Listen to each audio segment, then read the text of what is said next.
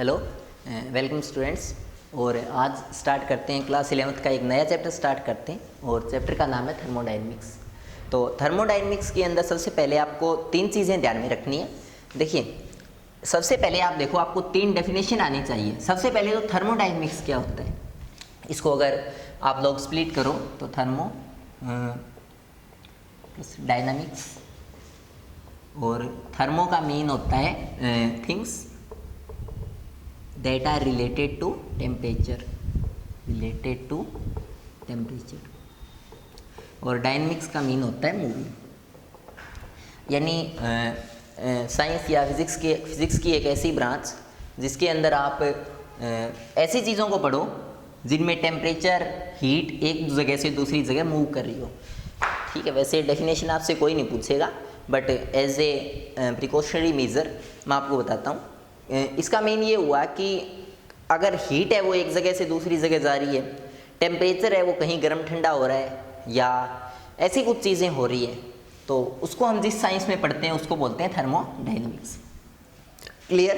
अब थर्मोडायनेमिक्स के अंदर तीन चार डेफिनेशंस है। सबसे पहले वो देखते हैं।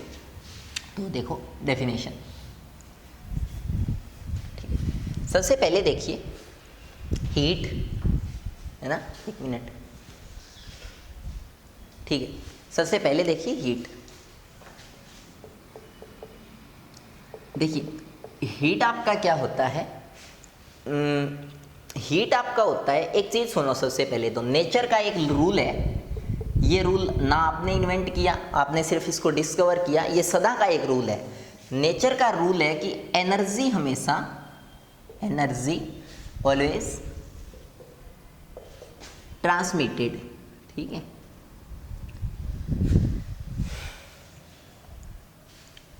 Energy always transmitted from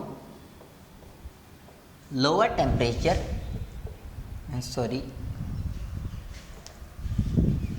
higher temperature to lower temperature. इसका मीन ये हुआ कि, हाँ, इसका मीन ये हुआ कि आपका जो हीट है वो हमेशा, यानी दुनिया के अंदर हमेशा एनर्जी है ना, एनर्जी वो हमेशा हाई टेम्परेचर से तो निकलेगी और मिलेगी किसको, लो टेम्परेचर को। इसी कारण जो सूरज भगवान है वो इतने सालों से हमें एनर्जी दे रहे हैं, क्योंकि उनका टेम्परेचर काफ़ी ज़्यादा है, वो हाई टेम्परेचर पे है, और अर्थ का टेम्परेचर है वो कंपेरेटिवली लो है, तो लोअर टेम्परेचर है ना। तो जो सन है उनसे एनर्जी हमें मिल रही है। ठीक है, तो उसका यही रीज़न है कि एनर्जी हमेशा मूव करती है higher temperature to lower temperature. ठीक है, ये नेचर का एक रूल है और इस रूल को आप अवॉइड नहीं कर सकते, अब अवॉइड नहीं कर सकते। ठीक है, आपको अवॉइड करना ही पड़ेगा। अब एक चीज़ देखो, ये हायर टेम्परेचर है, कोई बॉडी है जिसका टेम्परेचर हाई है, और यहाँ से इसका, यहाँ पर कोई बॉडी है उसका टेम्परेचर लो है। ये एक बॉडी ए है, ये दूसरी बॉडी बी है। यहाँ से यहाँ एनर्जी, ये एनर्जी है, ये इधर आ रही है, तो बस इस एनर्जी को क्या बोलते हैं, हीट। ठीक है, यानी अगर आपको हीट की डेफिनेशन लिखनी हो तो आप लिखोगे द ट्रांसफरिंग एनर्जी, यानी ऐसी एनर्जी जो ट्रांसफर हो रही है किस किस के between higher temperature to lower temperature. तो ये आपको ध्यान में रखना है कि जो आपका हीट है वो एक टाइप की एनर्जी है जो आपका जो हायर टेम्परेचर से लोअर टेम्परेचर एक टाइप से मूव करती है ना। तो ये आपको ध्यान में होना चाहिए, that is the definition of heat. ठीक है, अब हीट एक टाइप की एनर्जी है, और अगर हीट एक टाइप की एनर्जी है तो आपको पता है एनर्जी की यूनिट क्या होती है, जूल।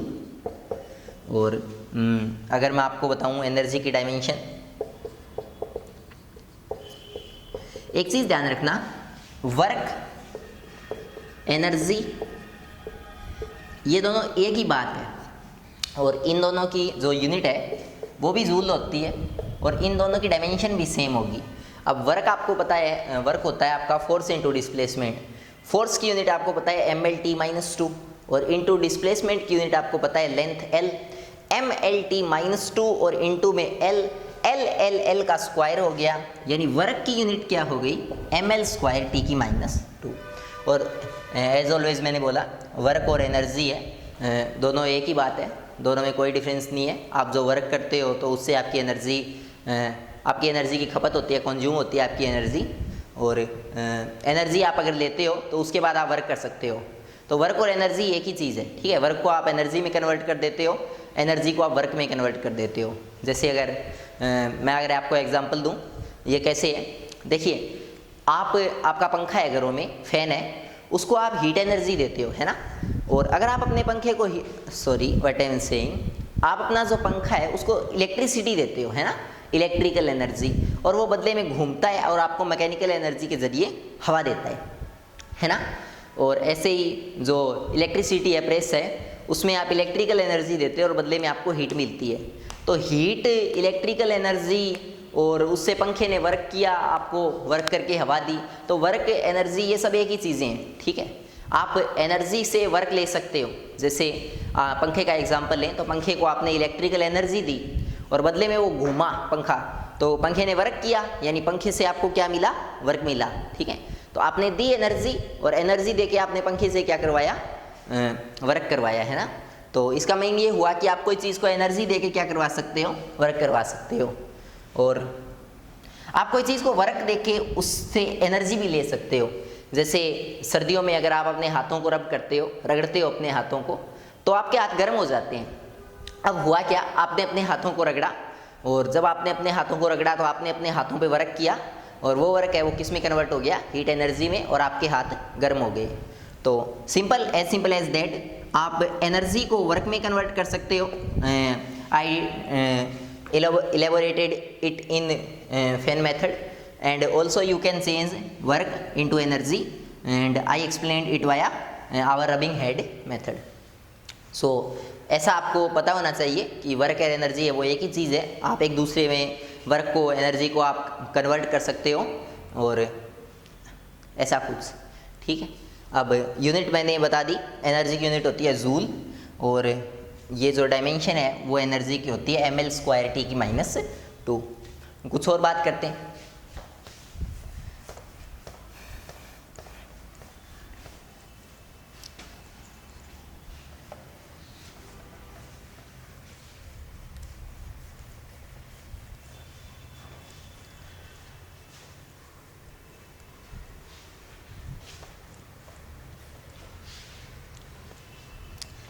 एक चीज़ और देखो, एक तो होती है SI यूनिट, स्टैंडर्ड इंटरनेशनल डेवायरे, ऐसा कुछ इसका फ्रेंसिस नेम है, मतलब पता नहीं मुझे, SID ऐसा कुछ लिखते हैं पूरा, बट हम शॉर्ट में बोलते हैं SI यूनिट। यानी दुनिया जिस यूनिट को मानती है, स्टैंडर्ड साइंटिस्ट लोग हैं वो जिस यूनिट के बेसिस पे अपनी इन्वेंशंस करते हैं, यानी जो यूनिट सबसे ज़्यादा यूज़ होती है, जिसको सबसे ज़्यादा एक्रेडिशन मिला हुआ है ना, मान्यता मिली हुई है, तो वो यूनिट है जूल, है ना। एक यूनिट और है कैलोरी, हीट की, एनर्जी की, है ना, ये यूनिट और है, ठीक है।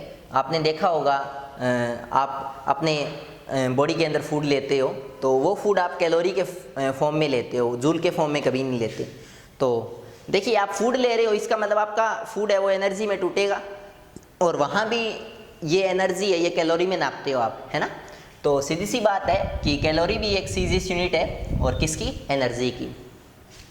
एक आपको इंटरेस्टिंग चीज़ और बताता हूँ। देखो, ये जो पूरा थर्मोडायनेमिक्स है ना, ये अपने यहाँ पे नहीं इन्वेंट हुआ, इन्वेंट तो कह ही नहीं सकते, अपने यहाँ पे डिस्कवर नहीं हुआ, है ना। और ये डिस्कवर हुआ था, एक कंट्री है ग्रीस, ठीक है, ग्रीस, इसको यूनान भी बोलते हैं और इजिप्ट भी बोलते हैं, है ना, एक ही चीज़ है। तो इजिप्ट के अंदर जो थर्मोडायनेमिक्स है उसके साइंटिस्ट वगैरह या थर्मोडायनेमिक्स से रिलेटेड जितने भी डिस्कवरीज, इन्वेंशन, जो कुछ भी है, वो सारे लगभग ग्रीस में हुए थे, है ना।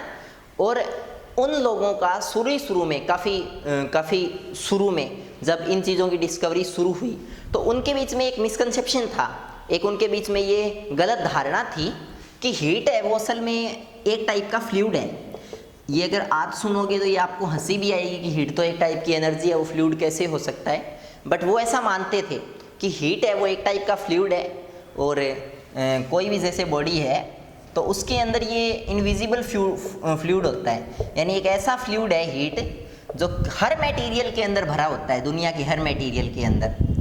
ठीक है, वो ये मानते थे कि दुनिया का कोई मटेरियल है ना, उसके अंदर ऐसे छोटे छोटे ब्लॉक्स होते हैं, और उन ब्लॉक्स में न दिखने वाला पानी सा भरा होता है जो किसी को दिखता नहीं, जिसको आप हाथ से छू नहीं सकते, कुछ आत्मा टाइप ऐसा कुछ मटेरियल भरा होता है, और वो मटेरियल है वो एक टाइप का फ्लूइड है, और वो आपका क्या है, हीट। अब हम तो इसको इंग्लिश में फ्लूइड बोलते हैं, वो बोलते थे कि कोई भी मटेरियल है उसमें छोटे छोटे ब्लॉक्स होते हैं और उनमें कैलोरिक भरा रहता है। ठीक है, अब कैलोरिक का मीन भी यही है, वो फ्लूइड को वो लोग अपनी लैंग्वेज में कैलोरिक बोलते हैं। ठीक है, तो कि कोई भी मटेरियल है उसके अंदर कैलोरिक भरा होता है छोटे छोटे ब्लॉक्स में, और जिस मटेरियल के अंदर जितना ज़्यादा कैलोरिक होगा वो मटेरियल है वो उतना ही ज़्यादा उसके अंदर हीट होगी, उतनी उसके ज़्यादा पावर होगी उसके ज़्यादा। ठीक है, तो ऐसा वो लोग मानते थे, और ऐसा वो लोग आदमी के रिस्पेक्ट में भी मानते थे। वो ये मानते थे कि अगर मैं आपको रियलिटी बताऊं तो वो ये मानते थे कि अपना जो वाइटल फ्लूइड होता है, ठीक है, जिसको आप सीमेन वगैरह कुछ बोलते हो बायो में, वाइटल फ्लूइड, तो वो ये मानते थे कि कोई भी आदमी के पास ये वाइटल फ्लूइड है, वो जितना ज़्यादा वो लोग जितना वो अपने अंदर उसको इकट्ठा करता है, जितने ज़्यादा प्रोड्यूस करता है या बहाता नहीं है एक टाइप से, तो वो वाइटल फ्लूइड उतना ही ज़्यादा एनर्जी देता है उस पर्सन को। ऐसा वो लोग मानते थे, ऐसा वो लोग मटेरियल के रिस्पेक्ट में भी मानते थे और ह्यूमन के रिस्पेक्ट में भी मानते थे, है ना, और ऐसा कुछ वो मानते थे, तो यहीं से नाम आया कैलोरी। ठीक है, बाद में तो ये मिसकंसेप्शन काफ़ी दूर हो गया उनका, जैसे जैसे मॉडर्न टेक्निक्स आई, नई नई डिस्कवरीज हुई और चीज़ें सब पूरे all over the world split होने लगी, तो ये चीज़ें चेंज होती गई। बट शुरू में उन लोगों का ये मानना था कि कोई भी मटेरियल के अंदर छोटे छोटे ब्लॉक्स होते हैं, और वो जो ब्लॉक्स है उनके अंदर एक ऐसा छोटा सा फ्लूइड भरा रहता है, ऐसा फ्लूइड जिसको आप लोग क्या बोल सकते हो, कैलोरिक बोल सकते हो, और मतलब जो कुछ भी जिसके अंदर ये जितना ज़्यादा होगा वो उतना ही ज़्यादा ताकतवर होगा, ऐसा वो लोग मानते थे, तो उसी से नाम आया कैलोरी। ठीक है, आज कैलोरी वो चीज़ नहीं है, आज कैलोरी है वो एक मेजरमेंट की यूनिट है, बस नाप सकते हो आप एनर्जी को, किस में, कैलोरी में। आप एनर्जी को जूल में भी नाप सकते हो, आप एनर्जी को कैलोरी में भी नाप सकते हो, बट स्टैंडर्ड यूनिट है वो है जूल, और दूसरी यूनिट है कैलोरी। ठीक है, और मैं आपको एक चीज़ और बताऊं, एक रूल था जूल का रूल, जूल्स रूल। इसने ये बताया था कि आप जूल को कैलोरी में कन्वर्ट कर सकते हो, और उन्होंने एक फॉर्मूला दिया था, joule is equal to 4.2 into में कैलोरी।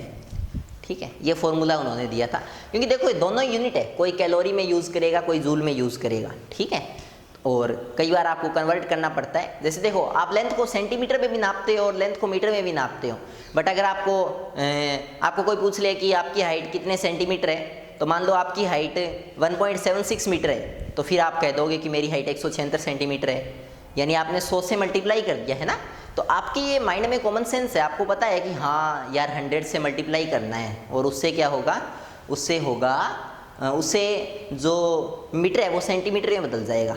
तो वैसे ही अगर आपको कैलोरी में कोई डेटा दे दे और उससे आपको पूछ ले कि बताइए जूल में ये कितना होगा, तो आप ये फॉर्मूला लगाओ, आप निकाल सकते हो।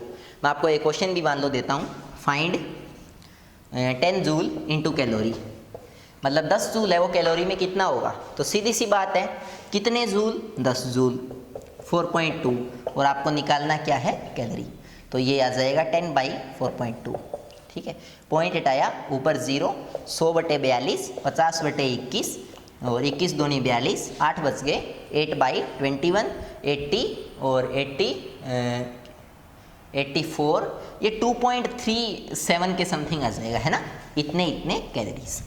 तो anyway you can go over this, आप इसको पता लगा सकते हो, joule is equal to 4.2 into calorie, और जैसे आपको बोल दिया कि फाइंड 10 जूल इन कैलोरी, तो आपको बोला है 10 जूल, तो आपके माइंड में क्वेश्चन आएगा कितने जूल, जूल की जगह 10 रख दो, 4.2 जो निकालना है उसको वही नाम दो, तो ऐसे करके आप निकाल सकते हो।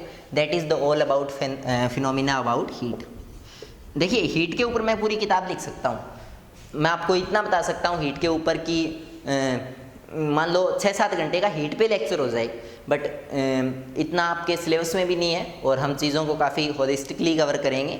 हम चीज़ों को इतना मतलब बहुत ही क्रिस्प में कवर करेंगे, ठीक है, उतना ही कवर करेंगे जितना अप टू योर सिलेबस, ठीक है। उससे फालतू ना मुझे सही लग रहा और ना हम करेंगे। तो बस इतना आपको पढ़ना है और एक बार देखो इसको और आगे कंटिन्यू करते हैं।